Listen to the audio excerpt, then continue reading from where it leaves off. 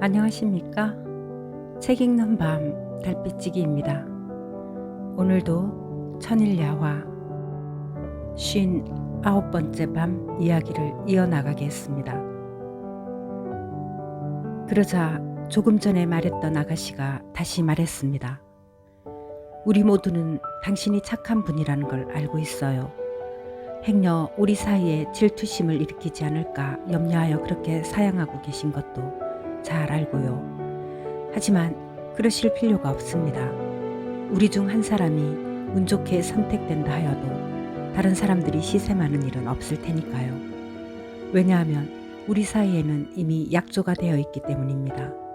즉 매일 밤 한 사람씩 돌아가면서 똑같은 영예를 누리고 40날이 지난 후에는 처음부터 다시 시작하기로 말이에요. 그러니 마음 놓고 하나를 고르세요. 빨리 휴식이 필요할 터이니 더 이상 지체하지 마시고 선택해 주세요. 그녀의 간청에 응할 수밖에 없었던 저는 그녀들을 대표하여 제게 말한 그 아가씨에게 손을 내밀었습니다.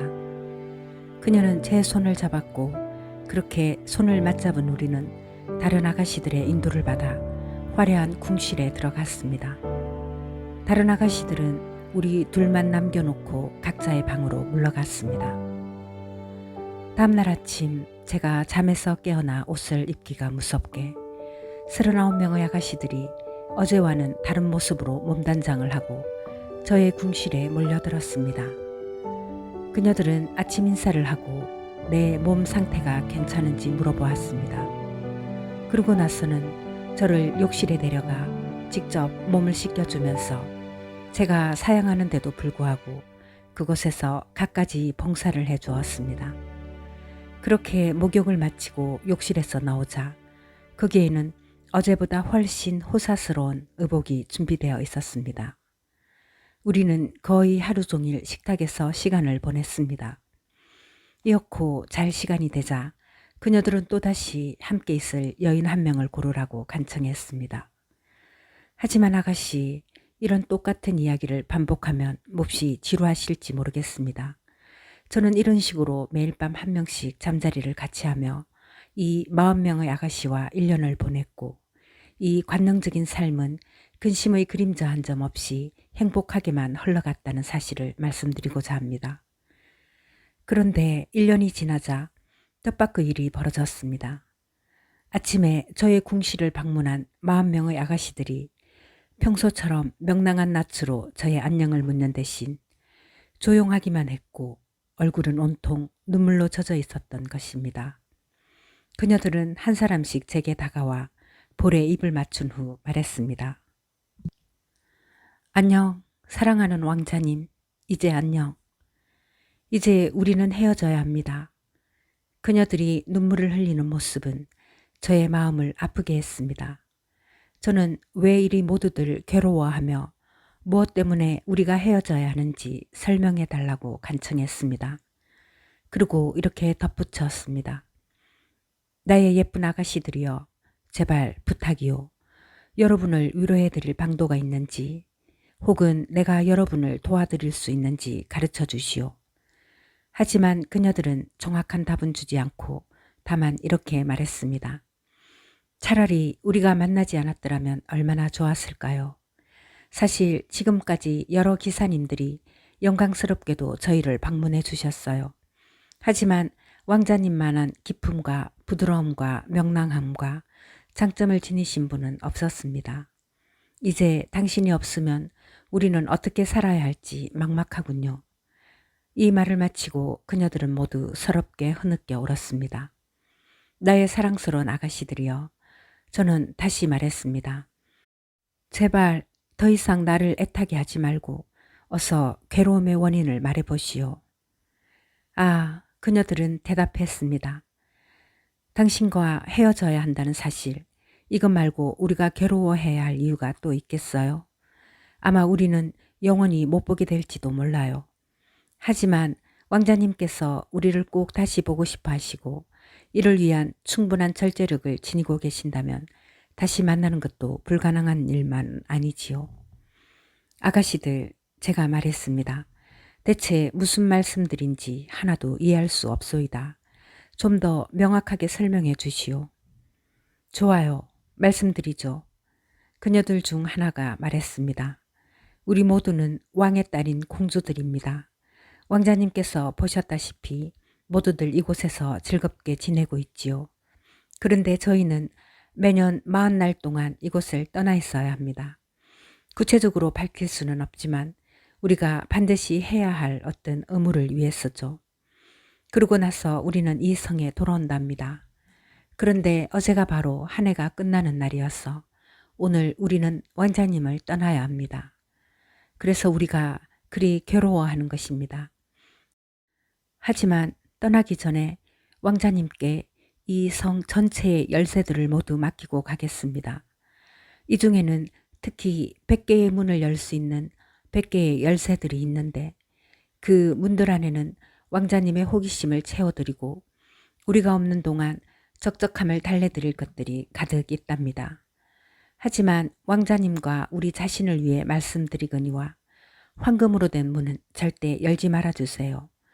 그것을 열면 우리는 다시 보지 못합니다. 행여 왕자님께서 그것을 열지도 모른다는 불안감 때문에 우리는 더욱 힘들답니다. 부디 우리가 드린 이 말을 꼭 유의하세요. 여기에 왕자님 삶 전체의 안녕과 행복이 달려 있으니 정말로 조심하셔야 해요. 만일 경솔한 호기심에 굴복할 경우 큰 화를 입으실 수 있습니다.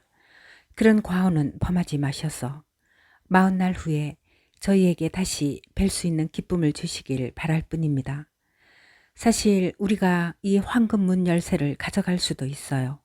하지만 그것은 왕자님의 조심성과 절제력을 의심하는 것이 되기에 감히 그럴 수는 없답니다. 아가씨, 이 아름다운 공주들이 한 말은 진정 저의 마음을 아프게 했습니다. 저는 그녀들이 없으면 몹시 힘들 것이라고 말했습니다. 또 유익한 충고를 해주어 고맙고 이 충고를 반드시 지키겠으며 이토록 뛰어난 아가씨들과 남은 삶을 보내는 행운을 잡을 수만 있다면 이보다 훨씬 더 어려운 일이라도 얼마든지 해낼 수 있다고 장담했습니다. 우리는 너무도 애틋한 마음으로 석별의 정을 나누었고 저는 모든 아가씨들을 하나하나 안아주었습니다. 마침내 그녀들은 떠나가 성 안에는 저만 홀로 남게 되었습니다. 저는 지난 1년 동안 선녀 같은 여인들에게 둘러싸여 갖가지 쾌락이 넘쳐 흐르는 시간들을 보내느라 이 마법의 성에 어떤 놀라운 것들이 있는지 살펴볼 여유를 갖기는커녕 그를 생각조차 못했습니다. 심지어는 성에 지천으로 널려 있어 매일같이 마주치는 경탄스러운 것들조차 눈여겨보지 않았습니다. 그토록 저는 아가씨들의 아름다움과 오로지 저를 즐겁게 하기 위해 정성을 다하는 그녀들의 모습을 보는 즐거움에 푹 빠져 있었던 것입니다. 그래서 저는 그녀들이 떠나가 너무도 슬펐습니다. 그녀들이 없는 기간은 40날에 불과했지만 저로서는 한 세기를 기다려야 할 것 같은 심정이었습니다. 저는 그녀들이 준 충고를 잊지 않고 황금문은 결코 열지 않으리라 굳게 마음먹었습니다. 하지만 그것을 제외하고는 마음껏 호기심을 풀 수 있었으므로 순서대로 정돈되어 있는 열쇠 중에서 첫 번째 문의 열쇠를 집었습니다. 첫 번째 문을 열고 안으로 들어가자 거기에는 과수를 심어놓은 정원이 펼쳐져 있었습니다.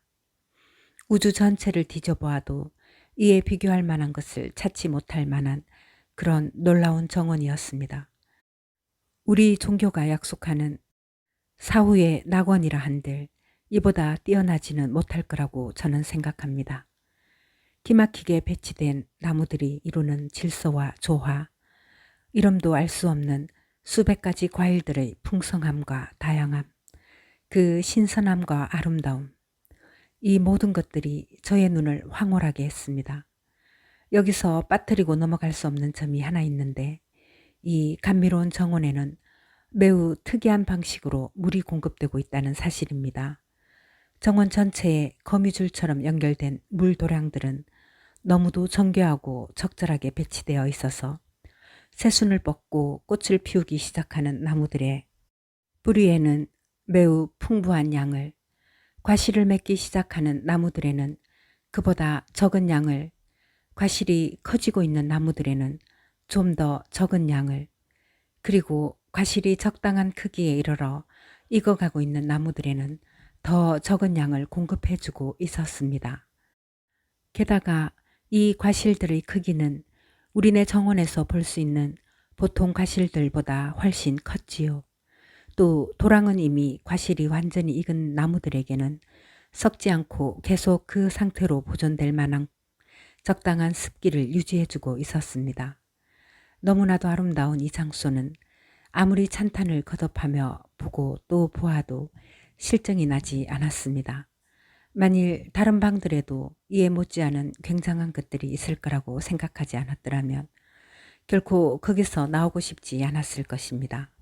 저는 제가 본 놀라운 것들로 머리가 가득하여 그 방을 나왔습니다. 그리고 문을 닫고는 그 다음 문을 열었습니다. 거기에는 온갖 꽃이 만발한 정원이 있었는데 이 역시 기묘하기 그지없었습니다. 널찍한 화단은 과수 정원만큼이나 물이 풍부했고 이곳의 관계시설은 한층 더 정교해서 각각의 꽃에 필요한 양만큼 정확하게 물을 공급하고 있었습니다. 장미, 제스민, 제비꽃, 수선화, 히아신스, 아네모네, 튤립, 미나리아 제비, 카네이션, 백합 등 각기 다른 계절에 피는 수천 가지 꽃들이 동시에 만개해 있었으며 이 정원 안에 흐르는 공기보다 향긋하고 감미로운 것은 세상에 또 없었습니다. 세 번째 문을 열자 그 안에는 드넓은 가금장이 펼쳐져 있었습니다.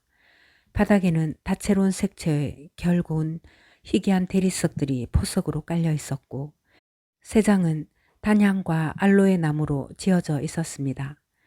세 장 속에는 꾀꼬리, 방울새, 카나리아, 종달새를 비롯하여 생전 이름도 들어본 적 없는 예쁜 새들이 수없이 날아다니고 있었습니다.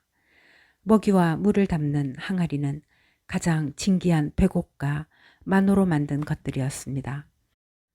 이 가금장은 지극히 깨끗했습니다.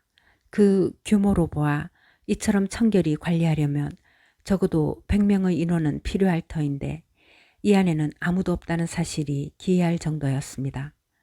이런 사정은 앞의 두 정원에서도 마찬가지였습니다. 거기에는 잡초 한 폭이 없고 눈에 거슬리는 것은 전혀 보이지 않았지만 정작 사람은 한 명도 없었던 것입니다. 해는 벌써 저물고 있었고 새장 속의 무수한 새들은 휴식을 위해 적당한 가지를 찾아 내려앉았습니다. 저는 이 모든 광경에 황홀해진 마음으로 그곳을 나와 저의 궁실로 돌아갔습니다.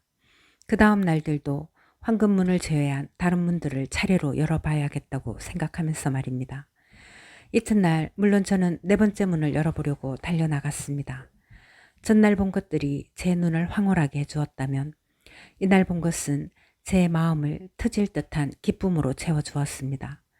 제가 발을 디딘 곳은 널찍한 내정이었는데 눈부시게 아름다운 건물이 둘레를 에워싸고 있었습니다. 이 건축물이 얼마나 뛰어난지에 대해서는 할 말이 많지만 수다스러움을 피하기 위해 자세한 묘사는 삼가하겠습니다. 여하튼 이곳에는 40개의 문이 있었는데 그 안에는 보고가 하나씩 있었고 그중 여러 곳에는 한 제국 전체의 부모보다 값비싼 보물들이 들어 있었습니다. 첫 번째 보고에는 진주가 그득 쌓여 있었는데 믿을 수 없는 사실들은 비둘기알보다 더 굵은 기하기 그지없는 진주들의 수가 평범한 진주들보다 훨씬 많았다는 것입니다. 두 번째 보고에는 다이아몬드와 석류석과 루비가, 세 번째 보고에는 에메랄드가 쌓여 있었습니다. 그리고 여섯 번째 보고에는 은괴, 일곱 번째와 여덟 번째 보고에는 은화가 가득 차 있었습니다. 이 모든 보물 앞에 선 저는 놀라움과 찬탄이 뒤섞인 음성으로 외쳤습니다. 우주의 모든 왕들의 보고를 한자리에 모아 놓는다 하더라도 이만하지는 못할 거야. 이 모든 재산을 다 갖게 되다니, 그것도 사랑스러운 공주들과 함께 말이야. 아, 나는 기막힌 행운아야. 아가씨, 저는 이후의 날들에 본 희귀하고도 진귀한 다른 것들에 대해서는 상세히 말씀드리지 않으려 합니다. 단지 이후에 39날에 걸쳐 99개의 문을 열어서 그 안에 든 놀라운 것들을 다 보았다고 말씀드리겠습니다. 그리하여 이제는 금지된 100번째 문만이 남게 되었죠. 귀여운 공주들이 떠난 지 40날이 지났습니다. 만일 이날 제가 스스로를 자제할 수 있는 힘이 있었더라면 저는 오늘처럼 세상에서 가장 불쌍한 자가 아닌 가장 행복한 사람이 되어 있을 텐데요. 공주들은 다음날 오기로 되어 있었고 그녀들을 다시 보게 되리라는 기쁨이 저의 호기심을 억눌렀어야 옳았습니다. 하지만 평생 후회하게 될 저의 나약함이 악마의 유혹에 굴복하고 말았습니다. 그놈의 악마는 제가 결국 사고를 쳐서 뜨거운 맛을 보기 전까지는 결코 놓아주지 않는 집요한 녀석이었으니까요. 저는 절대로 열지 않겠다고 약속했던 그 치명적인 문을 결국 열고 말았습니다. 하지만 아직 발도 들이기 전에 아주 달콤하면서도 저의 체질과 맞지 않는 어떤 강한 냄새가 코를 찔러 저는 그대로 기절해 버렸습니다. 잠시 후 정신이 돌아왔을 때라도 저는 공주들의 경고를 기억하여 문을 닫아버리고 호기심을 만족시키려는 욕심을 영원히 꺼버렸어야 옳았습니다. 하지만 저는 기어코 그 안에 들어가 버리고 말았습니다. 얼마간 들어온 바깥바람이 그 이상한 냄새로 꽉 찬 실내 공기를 환기시키고 나니 더 이상 불편하게 느껴지지 않았습니다. 궁룡형 천장으로 된 그곳의 내부는 넓었고 바닥에는 샤프란이 뿌려져 있었습니다. 여러 개의 큼직한 황금 촛대에는 용련향과 알로에 향을 내는 양초들이 꽂혀 있었고 이 촛불들이 발하는 빛과 함께 여러 종류의 향이 섞인 기름이 가득 찬 황금등과 은등의 불빛이 방안 전체를 밝히고 있었습니다. 이처럼 진귀한 것들로 가득한 이 방에서도 특히 저의 시선을 끄는 것이 있었는데 그것은 이 세상에서 가장 아름답고 체격이 좋은 한 마리의 흑마였습니다. 저는 자세히 보기 위해 가까이 다가갔습니다. 말에는 뛰어난 솜씨로 제작된 커다란 황금 안장과 황금 재갈이 채워져 있었습니다. 여물통의 한쪽 칸에는 껍질을 벗긴 기류와 함께 참깨가 담겨 있었고 다른 칸에는 장미수가 있었습니다. 저는 밝은 빛 아래에서 보기 위해 말을 끌고 밖으로 나왔습니다. 그러고는 올라타서 앞으로 나아가게 하려 했습니다. 녀석이 꿈쩍도 하지 않아서 저는 마구간에서 준 회초리로 말을 때려 주었습니다. 그런데 한 대 얻어 맞자마자 녀석은 끔찍한 소리로 울어대기 시작하더니 그때까지 보이지 않았던 날개를 꺼내어 활짝 펼치고는 까마득한 공중으로 날아오르는 것이 아니겠습니까? 저로서는 그저 두 눈 딱 감고 말등에 찰싹 붙어 있는 수밖에 없었죠. 하지만 간이 콩알만해진 와중에도 그럭저럭 떨어지지 않고 견뎌낼 수 있었습니다. 녀석은 다시 땅으로 내려와 어떤 성의 옥상에 착륙했습니다. 녀석은 제가 미처 땅에 내려올 시간도 주지 않고서 몸을 마구 요동쳐 저를 떨어뜨렸습니다. 그러고는 꼬리 끝을 휘둘러 제 오른쪽 눈을 찌르고 말았던 것입니다. 바로 이렇게 저는 애꾸가 되었고 그제야 10명의 청년이 경고했던 말이 생각났습니다.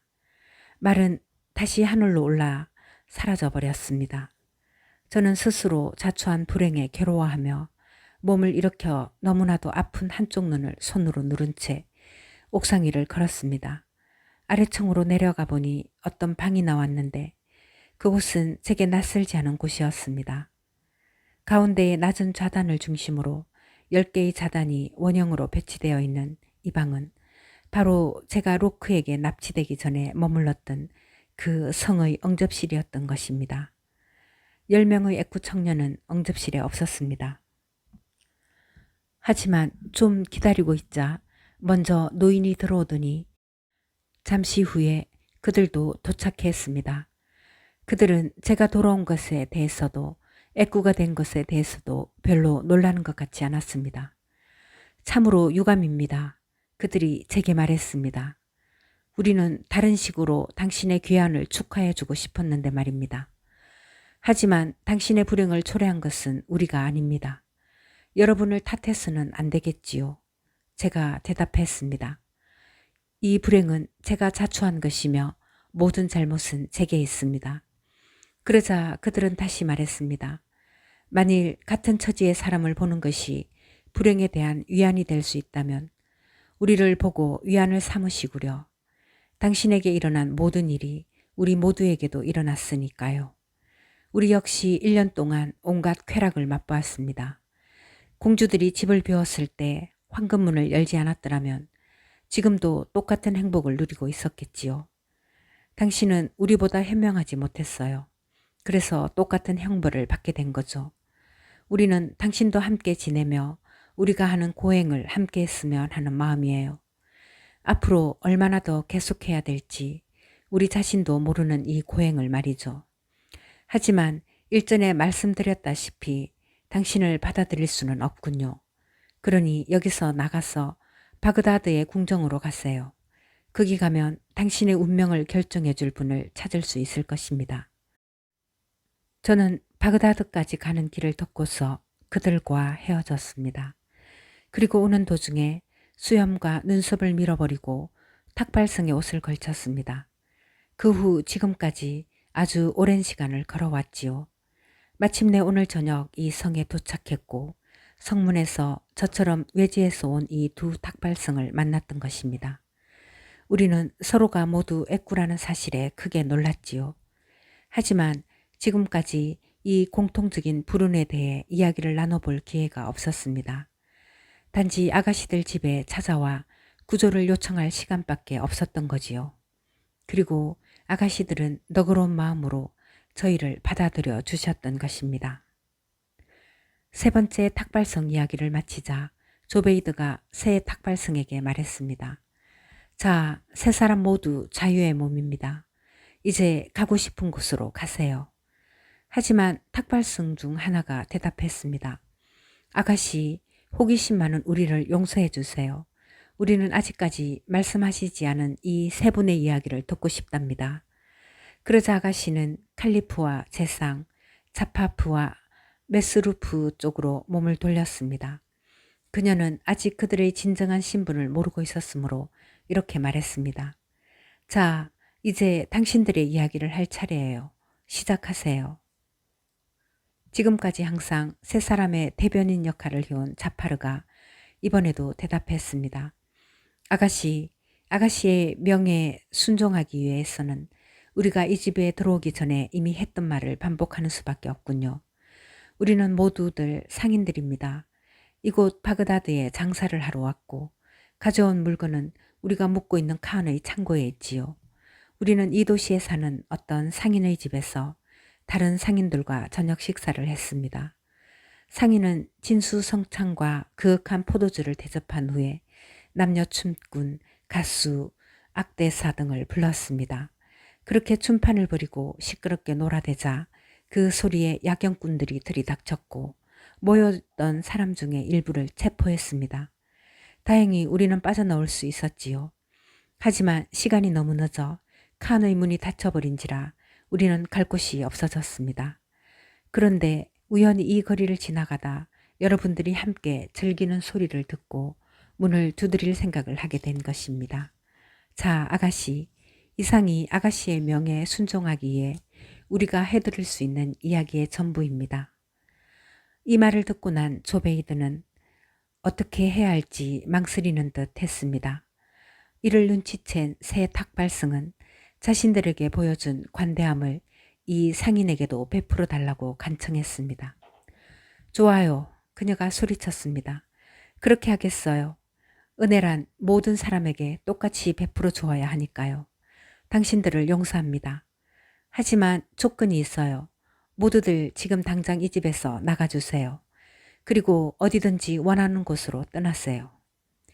조 베이드가 도저히 거역할 수 없는 어조로 명령을 내리자 칼리프, 제상, 메스루르 그리고 새 탁발승과 짐꾼은 군소리 없이 나가지 않을 수 없었습니다. 7명의 건장한 노예가 칼을 들고 버티고 있는데 어찌하겠습니까? 그들 모두가 집을 넣어오고 이어 문이 닫히자 칼리프는 여전히 자신의 신분을 숨긴 채 새 탁발승에게 물었습니다. 그런데 선생들, 아직 날도 밝지 않았는데 이 도시에 처음 오신 외지인들께서 어디로 가시려고 그러하시오? 사장님, 그들이 대답했습니다. 우리 문제가 바로 그것입니다. 그렇다면 나를 따라오시오. 칼리프가 다시 말했습니다. 당신들의 고민을 해결해 줄 테이니. 그러고는 목소리를 낮추어 재상에게 말했습니다. 저 사람들을 경의 집에 데리고 갔다가 내일 아침 내게 데려오시오. 그들의 이야기를 기록해 둬야겠소. 그 이야기들은 내 치세를 기록하는 실록에 포함하기에 충분한 가치가 있어. 재상 자파르는 새 탁발성을 데리고 갔습니다. 짐꾼도 자기 집에 들어갔지요. 한편 칼리프는 메스루르와 함께 궁에 돌아왔습니다. 그는 잠자리에 들었지만 눈이 감기지 않았습니다. 오늘 보고 들은 그 모든 기이한 일들로 머릿속이 꽉 찼던 탓입니다. 특히 조 베이드는 누구이며 어떤 사연으로 그 2마리 검둥개를 학대하는 것인지, 왜 아민느의 젖가슴은 흉터투성이인지 알고 싶어 견딜 수가 없었습니다. 그는 이런 생각에 잠겨 있다가 아침이 밝자 자리에서 일어나 아련실로 가서 옥자에 앉았습니다.